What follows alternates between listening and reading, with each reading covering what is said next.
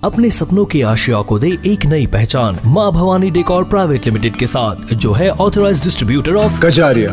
देश की मिट्टी से बनी टाइल से देश को बनाते हैं। और जहाँ मिलती है सभी प्रकार के Indian and imported granite, marble, sanitary एवं कोटा स्टोन का अनोखा एवं आकर्षक संग्रह। माँ भवानी डेकोर प्राइवेट लिमिटेड मतलब a complete floor solutions. New 0 mile Dadar road, Muzaffarpur. Call 9934753111।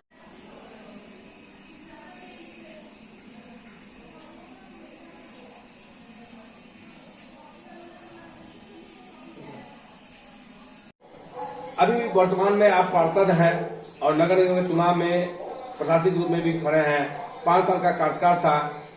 किन किन मतलब कि जो से मुद्दाओं को लेके चुनाव में खड़े हैं और जो बचा हुआ काम है उसको कैसे पूरा कीजिएगा अगर आम जनता दोबारा आपको पार्षद बनाते हैं तो? सबसे पहले तो आपके द्वारा हम सभी सामान्य जनता को, सब लोगों को बधाई देते हैं, प्रणाम करते हैं।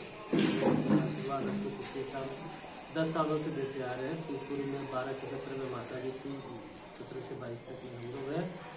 और काम तो आपको दिखाई दे ही रहा होगा कि हमारे वार्ड में घूमिएगा तो सब समझ में आ जाएगा। नहीं करवाने वाला जो हो गया उसका क्या गिनती करना है, जो नहीं हुआ उसकी गिनती करना है। तो उसके लिए हम लोग लगे हुए हैं सम्प हाउस बनाने के लिए, जो कि बाढ़ के दिनों में हमारे यहाँ जर्दा फैक्ट्री जो लोलैंड है वहाँ पे पानी लग जाता है। उसके लिए पूर्व नगर आयुक्त थे विवेक रंजन मैत्री जी, उनके समय में हुआ कि भाई उसका पास हुआ, मिट्टी का जांच हुआ, वो आगे काम बढ़ रहा था।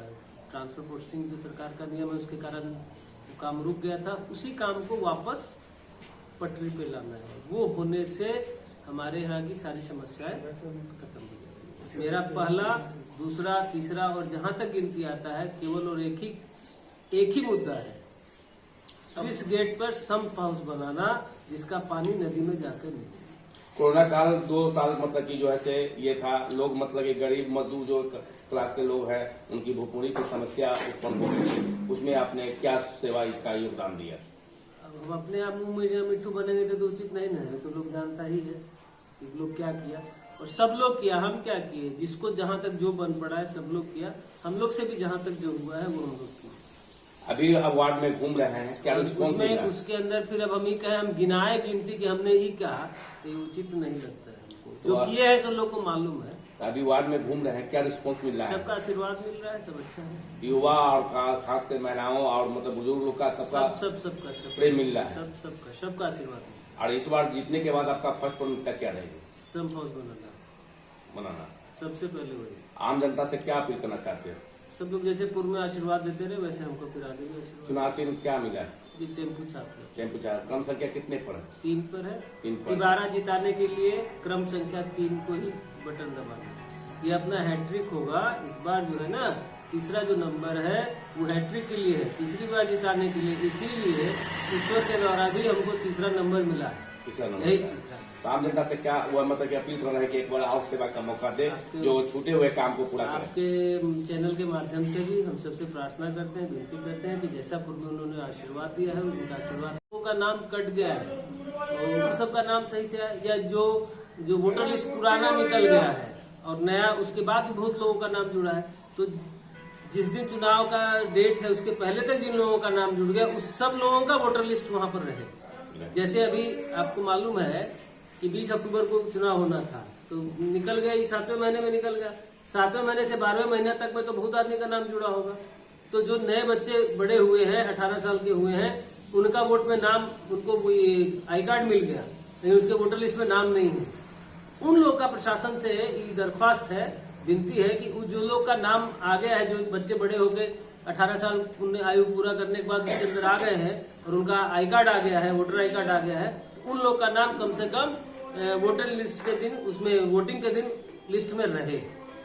जो पुराना लिस्ट है उसके अंदर उसको ऐड करें। मान लिया 2 पन्ना 4 पन्ना होगा कि भाई इस दिन के बाद से इस दिन के बीच में इतने नए लोगों का नाम जो प्रशासन ने उसमें जोड़ा है उसको भी रखें, क्योंकि वो लोग भी फसला रहे, अपना मतदान कर सके। ये हमारा परिचय बताइए। रतन शर्मा। परिचय क्या देना है सर? रतन शर्मा है, सब लोग यही है, बस इतना। मेरा एक लास्ट सवाल जी कि आप 10 साल से यहाँ वार्ड पार्षद के रूप में हैं। नहीं, 5 साल वार्ड पार्षद के प्रतिनिधि के रूप में थे और 5 साल वार्ड पार्षद। जी, 5 साल आप वार्ड पार्षद के रूप में यहाँ जो विकास की गाथा शुरू किए थे, देखा जा रहा था 5 साल पीछे चलते हैं तो यहाँ बहुत बड़ी समस्या थी और तरह तरह के मतलब न सही से रोड था, न कहीं स्ट्रीट लाइट था, लेकिन आप जो विकास की गाथा शुरू किए हैं, वो जो बचा हुआ काम है, अगर जनता आपको समर्थन करती है तो क्या आपसे क्या उम्मीद लगाएगी? देखिए, सड़क में संभवतः ही पहला वार्ड होगा जो एक भी कच्चा नली गली नहीं रहेगी हम लोग के यहाँ। टूट गया वो अलग बात है, अभी शिवर का काम चल रहा है स्मार्ट सिटी वाला, उसके अंदर में सब रोड का जो हुआ है वो आपके हाथ छुपा हुआ नहीं है। लेकिन हमारे यहाँ एक रोड जो है बांध से उत्तर में ओपी के पीछे है ना, जलेश्वर बाबू ठाकुर जी है, उनके घर भूसा के दुकान के बगल से एक गली है, केवल वो कच्चा है, जिसका टेंडर हो चुका है, चुनाव के कारण वो नहीं बन रहा है।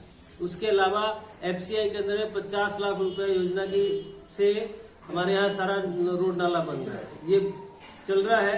इस बीच में हम लोग गर्व से कह सकते हैं कि हमारा वार्ड है, ऐसा वार्ड है जिसके अंदर एक भी कच्चा रोड नहीं है।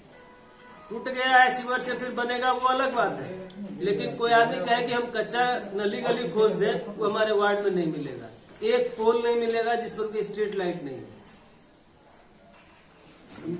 डंपिंग का, क्योंकि सारा रेजिडेंशियल इलाका है, बड़ी गाड़ी इसमें आ नहीं सकती है, तो हम लोग प्रशासन से, नगर आयुक्त से मिलकर के मैत्रेयी से बात भी किए हैं कि स्टेडियम के कहीं पर और जहां रखेंगे तो लोग निश्चित रूप से वहां पर लोग नाराज होगा कि हम अपने गंदगी से परेशान है, दूसरी गंदगी हमारे गली के मुहाने पर क्यों है।